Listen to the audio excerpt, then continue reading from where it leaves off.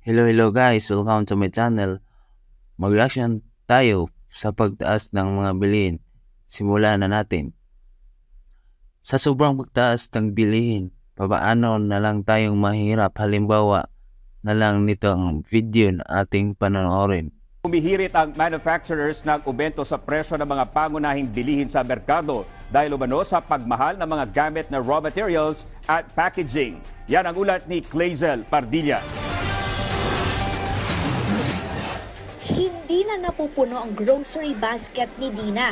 Sa mahal kasi ng bilihin, matrikula at baon ng kanyang mga anak ang prioridad niya.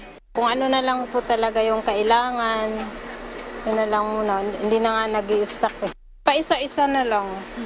Yung sardinas, sardinas, sabon. Bakit na? Ay wala po eh, kulang sa budget. Nakaambang tumaas pa ang ilang pangunahing bilihin. Ayon sa Department of Trade and Industry, 14 na manufacturer ang humiling ng taas presyo sa kanilang mga produkto. Sa pool, ang 40 shelf-keeping units na may suggested retail price. 10 sentimo hanggang 7 piso ang hirit na aumento sa noodles, kape, sardinas, tubig at asin. May hiling na taas presyo rin sa ilang non-food items gaya ng sabong panligo at baterya na dulot ng pagmahal sa presyo ng raw materials at packaging.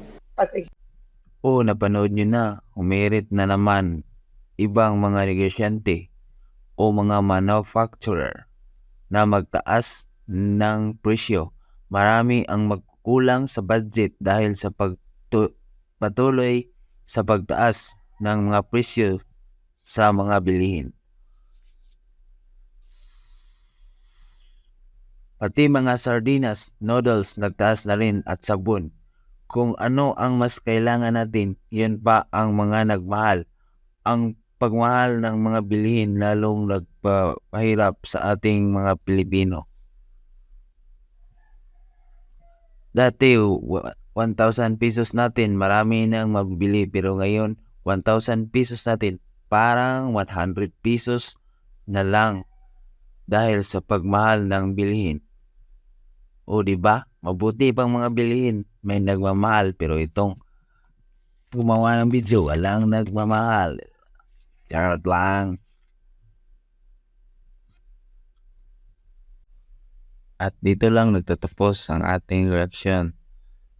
Thank you for watching to my channel. Please don't forget to like and subscribe my YouTube channel and follow my Facebook page. Thank you.